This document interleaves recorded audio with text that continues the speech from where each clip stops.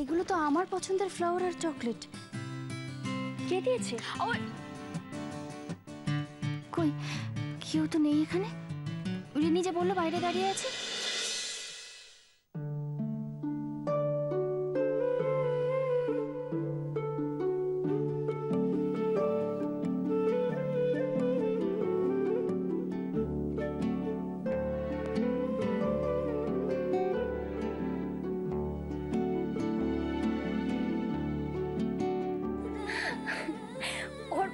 তুই এখানে কেন? অন্য কাউকে এক্সপেক্ট করেছিলি? না সেটা নয়, কিন্তু কিন্তু তুই এখানে আসবি, জাস্ট কান্ট ইমাজিন। মানে তুই আমার শ্বশুর বাড়ি চিনে চলে এলি, জাস্ট আনবিলিভেবল। অর্ক প্রভু ব্যানার্জি সারা জীবন এরকম আনবিলিভেবল কাজই করে এসেছে। নেহাত লোকে তার মূল্য দিতে পারেনি, বাট কি আর করা যাবে বল। আচ্ছা ঠিক আছে ঠিক আছে, চল ভেতরে চল, বাড়ি সকলের সাথে আলাপ করিয়ে দিই। আয় চল। আয় অর্ক, আয় তাড়াতাড়ি। ওফ। ওকে। মা, মা একটু বাইরে আসবে। ও হচ্ছে অর্ক, আমার ছোটবেলার বন্ধু। আমরা একসাথে দিল্লিতে পড়াশোনা করতাম। না না থাক বাবা থাক, তোমাকে দেখে বেশ ভালো লাগলো। আজকাল তো এসব প্রণাম করার রীতি রেওয়াজ উঠেই গেছে। দিদি ভাই, এই বৌমনির বন্ধুটাকে কি হ্যান্ডসাম দেখতে না? চল তোকে বাকিদের সঙ্গে আলাপ করিয়ে দিই। হ্যাঁ চল চল। এ হচ্ছে কমলিকা। হাই কমলিকা। আর এ হচ্ছে বৃন্দা। হ্যালো। হাই। এদিকে আমাদের প্রিয় সায়নদা। ওয়েট ওয়েট মীরা, দেখো এইভাবে নাম বললে কিন্তু ও সব গুলিয়ে ফেলবে। সিরিয়াসলি একদম ঠিক বলেছে। বলছি আমার সাথে পরিচয় করিয়ে দাও। ও, ইনি হলেন আমার সুইট ননদ রিনি। ও Rini, nice name. Hi Rini. Hi hi, ইয়ে মানে হ্যালো। তুই কি এভাবে দাঁড়িয়ে থাকবি? চল বসবি, আর চল। হ্যাঁ শিওর। হ্যাঁ তোমরা বরং বসে গল্প করো, আমি চা পাঠাচ্ছি। আন্টি আমার চাটা কিন্তু উইদাউট সুগার। ঠিক আছে বসো। বাবা, তুই একেবারে হেলথ কনসিয়াস হয়ে গেছিস। হ্যাঁ, এত হেলথ কনসিয়াস না হলে কি আর হ্যান্ডসাম হয়?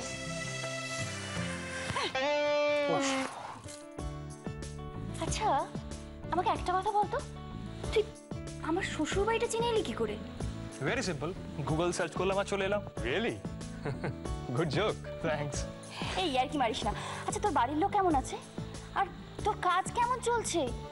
আচ্ছা তুই কলকাতাতে কি করছিস?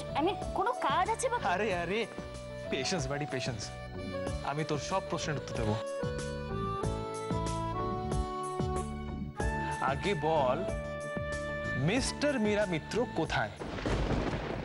বাবা, নতুন অতিথিকে নিয়ে তো খুব শোরগোল হচ্ছে। তা ওটি কে? কমলিকা? মীরার ছোটবেলাকার বন্ধু। ও বাবা, তা কডজন ছোটবেলার বন্ধু আছে মীরা? আর শুনেছি তো অর্জুনও মীরার ছোটবেলার বন্ধুই ছিল। কাকিমণি, কাকিমণি তুমি এখানে দাঁড়িয়ে কেন? অর্ক আমার কাকিমণি, আর কাকিমণি ও হচ্ছে। না না ঠিক আছে, পরিচয় করিয়ে দিতে হবে না। তোমরা যেসব কথাবার্তা বলছিলে তাতে আমি ওর সম্বন্ধে সব জেনে গেছি। ওর নাম অর্ক, ও তোমার ছোটবেলার বন্ধু। ছোটকু,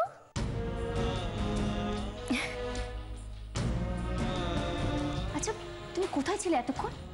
এসো আমার বন্ধুর সাথে আলাপ করাই। অর্ক মিস্টার মীরা মিত্র, মানে আমার হাজবেন্ড, আর ও হচ্ছে অর্ক আমার ছোটবেলার বন্ধু। কিশোর, নাইস মিটিং ইউ বাডি। অর্ক, এতক্ষণে বাড়ি প্রায় সবার সাথে আলাপ হয়ে গেছে, কিন্তু তুমি যতক্ষণ না আসছিলে ব্যাপারটা ঠিক জমছিল না। এনিওয়ে, আমি অনেকদিন পর কলকাতায় এলাম। এখন কিন্তু বেশ কিছুদিন তোমাদের ডিস্টার্ব করব। কি হলো? ছুটকু এত অন্যমনস্ক কেন?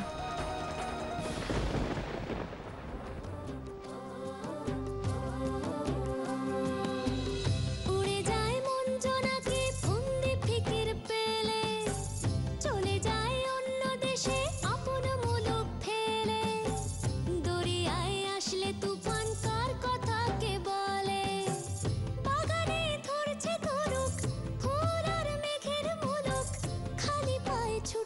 ফুটু পোড়া মন ব্যস্ত এখন জ্বলতে দাবানলে নেমে পড় রাস্তাতে মন পাবি তুই অরূপ রতন নেমে পড় রাস্তাতে মন পাবি তুই অরূপ রতন আজব এই মনের কারখানা সবই জানে কিচ্ছু বোঝে না। আরে তোমরা ওখানে দাঁড়িয়ে কথা বলবে? দেখো তোমাদের চাও এসে গেছে, এসো বসো এখানে।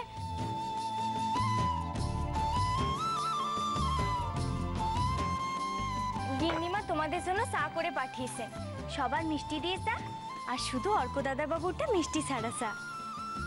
Thank you. দেখ, ফ্যাক্টরি থেকে যে রিপোর্টটা এসেছে সেটা কিন্তু প্রিটি ব্যাড। হ্যাঁ, যে কোনো জিনিসই কি হলো? আমায় দাও গ্লাসটা। দাদা তুমি টেনশন করছো, তুমি একটু বসো তো। না বাবা, ঠিক আছে ঠিক আছে। বিজনেসে আপস অ্যান্ড ডাউনস তো হাসে, তুমি এরকম কেন করছো?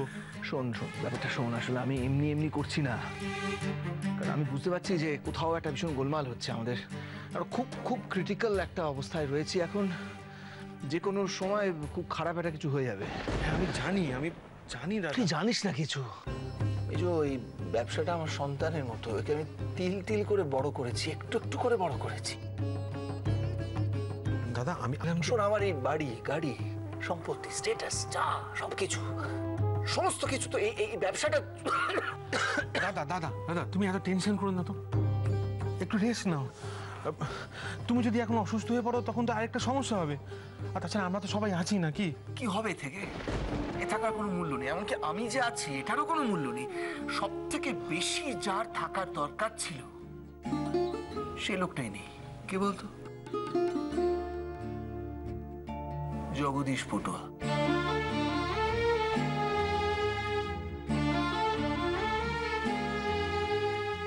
যে এক্সপোর্ট অর্ডারটা আমাদের কাছে এসেছে তার দুটো কন্ডিশন আছে মেজো। এক, ওই 1000 পিস রাধাকৃষ্ণের মূর্তি 1 মাসের মধ্যে ডেলিভারি করতে হবে এবং সেগুলো ইন্টারন্যাশনাল কোয়ালিটির হতে হবে। ওই রকম কোয়ালিটির রাধাকৃষ্ণ মূর্তি একমাত্র জগদীশ পটুয়া তৈরি করতে পারে, এটা তুইও জানিস আমিও জানি। আচ্ছা দাদা, মোহনডাঙ্গা বা তার আশপাশ থেকে যদি ভালো কোনো পটুয়া আমি খুঁজে আনি? হ্যাঁ, ভালো পটুয়া পাওয়া যাবে, জগদীশ পটুয়ার মতো কাউকে পাবি না, ওকে রিপ্লেস করা ইম্পসিবল। আচ্ছা ঠিক আছে, দেখছি, দাঁড়াও, আমি আজই খোঁজ লাগাচ্ছি একজন ভালো পটুয়ার যাতে পাওয়া যায়। তুমি একটু রেস্ট নাও, দাঁড়াও। মেজো, যা করার তাড়াতাড়ি করিস, আমাদের হাতে কিন্তু বেশি সময় নেই। দাদা তুমি যে কি বলো না, না বলতে বল খালি। আমি দেখছি, তুমি একটু রেস্ট নাও, দেখছি।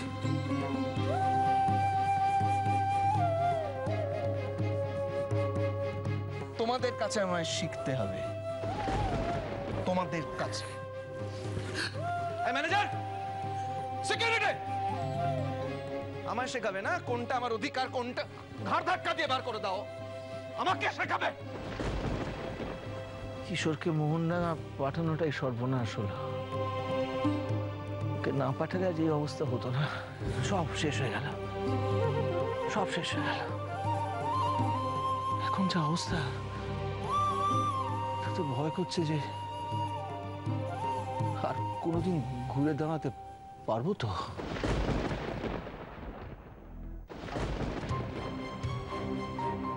কিসের দুশ্চিন্তা? আসলে ইদানিং তোমার দাদার ব্যবসা খুব একটা ভালো যাচ্ছে বলে মনে হচ্ছে না। বরকুর সঙ্গে সঙ্গে তো এই বাড়ির সুখ শান্তি ঐশ্বর্য সব কোথায় যেন উধাও হয়ে গেছে। কি যে হবে কিছুই বুঝে উঠতে পারছি না গো।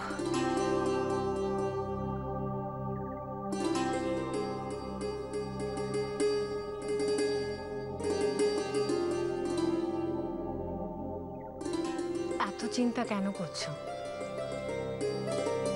দাদা আছেন তো, তুমি দেখো দাদা সবটা সামনে দেবে। হ্যাঁ সেই আমরা এতগুলো মানুষ তো ওই একটা মানুষের মুখের দিকে চেয়ে বসে আছি। কিন্তু তোমার দাদারও তো বয়স হচ্ছে ঠাকুরজি,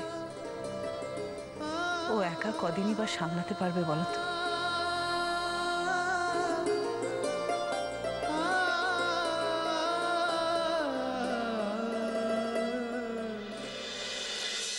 দূর বাবা, এতগুলো লোকের আটা মাখা রুটি করা আমার দ্বারা হবে না।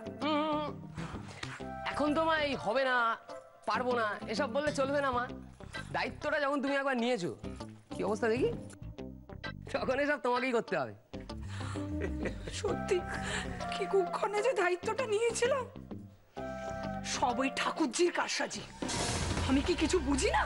হ্যাঁ, ঘর ভর্তি লোকের সামনে আমাকে টাইট দেওয়ার জন্য যাকে বলে কি বলে ওপেন চ্যালেঞ্জ দিয়ে দিল। আর আপনি তো সে নিয়েও নিলেন। আপনার না একেবারে ভীমরতি হয় মাঝে মধ্যে। আরে বাবা, নিয়েছে কি আর সাধে? ভেবেছিলাম এই করে যদি ওই রান্না বউটাকে তাড়ানো যায়। মা, তোমরা দুজন মাঝে মাঝে হাঁপিয়ে যাও না, সারাক্ষণ তোমাদের ওই এক আলোচনা। কিন্তু তুইও সেটা তো হলোই না, উল্টে আমাকে মিনিমাম না রান্নার লোক বানিয়ে ছেড়ে দিল। আর একেই বলে অতি লোভে তাঁতি নষ্ট। নিজে তো ফাঁসলেনি, সাথে আমাকেও ফাঁসালেন। কি না কমলিকা, একটু এসো, আমাকে একটু জোগাড় করে দিয়ে যাও। আমি জোগাড় টোগাড় করতে পারবো না। কমলিকা, কমলিকা, এরকম করতে হয় নাকি বলো তো? তুমি না এবারই বউ। শোনো না, বলছি কি যে এত বড় রাবণের গোষ্ঠী হেসেল আমি একা কি করে ঠেলবো বলো? তুমি এক কাজ করো, তুমি শুধু রুটিটা করে ফেলো, বাকি সব রান্না আমি করে নেবো। কি বলছেন না? এই এত জনের রান্না 50 খানা করে রুটি করতে হবে? না না না না, তারপরে আগুনে আমি রুটি সেকবো, আমার গায়ের রং তো কালো হয়ে যেতে পারে। আহারে, এই ইন্দ্র, একটু শোনো না। এই, হয়ে গেল, বলো তুমি শুরু করো, আমি লিখে নিই তোমার কি কি ফরমাস। শোনো না, বলছি একটু দোকানে যাও না প্লিজ, আমার জন্য একটা ফেয়ারনেস ক্রিম এনে দাও না প্লিজ। এই কথাটা না খুব ভালো বলেছে কমলিকা। শোন না, তুই যখন দোকানে যাচ্ছিস ওর জন্য তো ক্রিমটা কিনবি, আমার জন্য ওই রকম একটা ক্রিম নিয়ে আসিস না। দেখ না, সারাদিন খেটে খুটে আমার হাড় মাস কালি হয়ে গেল। আমি না বুঝতে পারছি না মা, যে তোমরা রান্না করতে যাচ্ছ না ফ্যাশন প্যারেডে যাচ্ছ। হ্যাঁ, যেমন ছেলের বউ তেমনি আমার ঠাকুরজি। তাহলে বিয়েটা করেই ফেললি বল? কেন, ভুল করেছি বলছিস? না, ঠিক তা না, ভেবেছিলাম কলকাতা এসে তোকে প্রপোজ করব, আর তারপর চটপট বিয়েটা সেরে ফেলবো।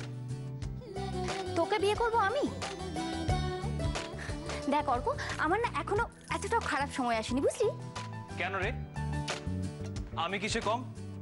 দ্য গ্রেট অর্ক প্রভু ব্যানার্জি, যে সারা পৃথিবীটা জয় করে আজ আপনার দ্বারে উপস্থিত হয়েছে আপনার মনটুকু জয় করার জন্য। মারবো, আর কি করিস না। আচ্ছা বল না, তোর দিল্লিতে কাজকর্ম কেমন চলছে? আচ্ছা, তোর এই সমাজসেবার কাজগুলো করে যাচ্ছিস? দিব্যি চলছে, খুব ভালো চলছে। অ্যাকচুয়ালি ওই কাজের জন্য তো আমি এখানে এসেছি। মেয়েদের জন্য একটা এনজিও খুলবো, ভেবেছিলাম তোকে বিয়ে করে একসঙ্গে মিলে জমিয়ে কাজ করব। কিন্তু এখানে এসে তোকে দেখে আমি তো চমকে গেছি। কেন রে, শুধু তুই একাই সারপ্রাইজ দিতে পারিস, আমি দিতে পারি না? এটা সারপ্রাইজ নয় মীরা, এটা শখ। তোকে এরকম ভাবে কোনোদিন দেখবো সেটা ইমাজিনই করতে পারিনি। তুই অনেক বদলে গেছিস মীরা, তোকে দেখে জাস্ট চেনা যাচ্ছে না। আচ্ছা আমাকে বলতে পারিস, লাস্ট নিজের মুখটা আয়নায় কবে ভালো করে দেখেছিস? তুই এখানে একটু দাঁড়া, আমি তোকে একজনের সঙ্গে আলাপ করাবো। 1 মিনিট।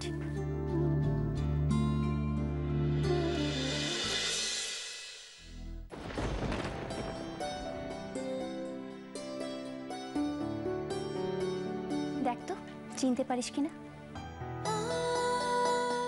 এটা এটা তো অর্জুন।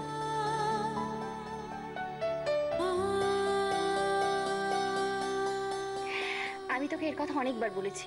আচ্ছা তোর মনে আছে, তোর সঙ্গে যখনই দেখা হতো আমি শুধুমাত্র অর্জুনের কথা বলতাম? Yes yes yes yes, I remember. ঠিক বলেছিস।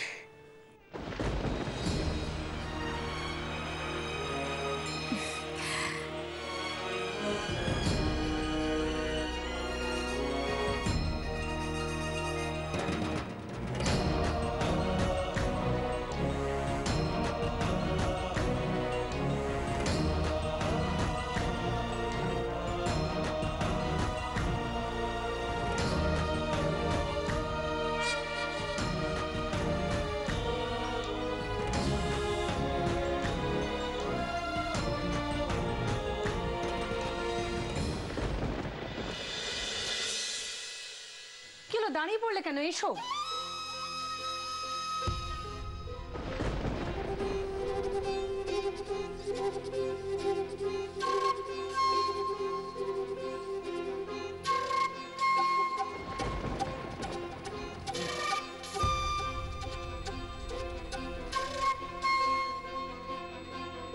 যাই বলুন মা, মেয়েটা কিন্তু খারাপ না।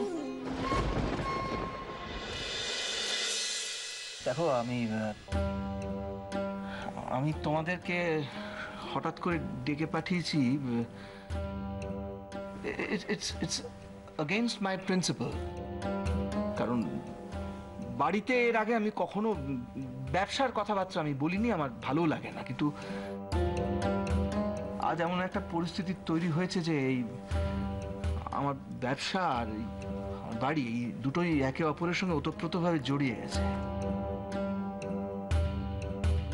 তুমি এত সংকোচ করছো কেন? আমরা এখানে সবাই তো বাড়ির লোকজনই আছি, তাই না? কি হয়েছে একটু খুলে বলবে দাদা? লতু, আমি ভেবেছিলাম যে অর্জুন ম্যানেজমেন্ট কোর্সটা কমপ্লিট করে আসার পর এই ব্যবসার দায়িত্বটা নেবে। তো ও চলে যাওয়ার পর থেকে আমাদের ব্যবসাটা ডিটোরিয়েট করতে শুরু করেছে। কোনোভাবেই সামলাতে পারছি না। ফলে পরিস্থিতি এখন এমন একটা জায়গায় গেছে যে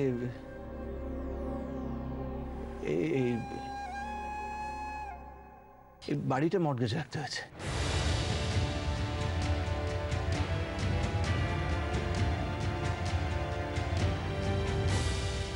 সে কি, তুমি বাড়ি বন্ধক রেখেছো? কিন্তু দাদা, এই এত বড় একটা ব্যাপার আপনি আমাদের সঙ্গে আলোচনা করার প্রয়োজন মনে করলেন না? এই বাড়িটা তো শুধু আপনার নয়, এই বাড়িটা তো আমাদেরও। শোভা, কি হচ্ছে এটা? কি তুমি? না মেজো, না, ওকে কিছু বলিস না। ওর প্রশ্ন করার অধিকার আছে। দেখো মেজো বৌমা, আমি আসলে ভেবেছিলাম যে আমি পুরোটাই সামলে নিতে পারবো, তাই তোমাদের কিছু বলিনি। কিন্তু সামহাও আমি কোনোটাই ম্যানেজ করতে পারলাম না, তাই বাধ্য হই এই মুহূর্তে আমার দেওয়ালে পিঠ থেকে গেছে। কিন্তু দাদা, ঘুরে দাঁড়াবার মতো সুযোগও তো আমরা পেয়েছি। হ্যাঁ পেয়েছি, কিন্তু সেই সুযোগের সদ্ব্যবহার করতে পারলে তবে না। তুই কি সুযোগের কথা বলছিস মেজদা? লতু, আমরা বিদেশে 1000 পিস রাধাকৃষ্ণর মূর্তি এক্সপোর্ট করার একটা অর্ডার পেয়েছি। কাছে 1 মাসের মধ্যে করতে হবে এবং কোয়ালিটিটা অসম্ভব ভালো হতে হবে, ইন্টারন্যাশনাল স্ট্যান্ডার্ড হতে হবে। এখন জগদীশ পটুয়া ছাড়া এরকম কাজ করে বলে আর কেউ আছে আমার জানা নেই। এখন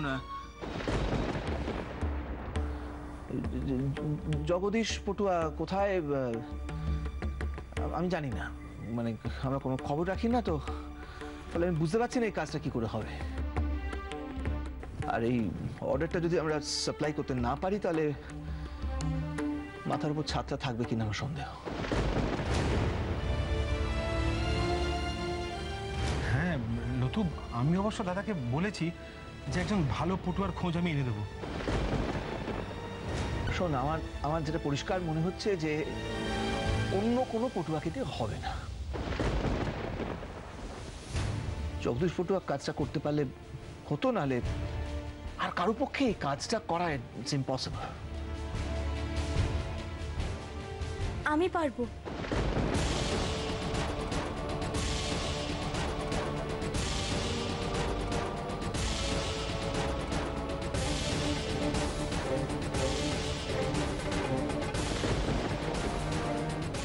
এই মেয়ে, তুই এখানে কি করছিস? তোর অন্য কোনো কাজ নেই? আমাকে মাফ করবেন বড়বাবু, আমি দরজার আড়াল থেকে আপনাদের সব কথাই শুনেছি। আপনার কাছে আমার একটা অনুরোধ আছে। অনুরোধ? হ্যাঁ, মানে আপনি যদি অনুমতি দেন তাহলে আমি রাধাকৃষ্ণের মূর্তি গড়ে দিতে পারি।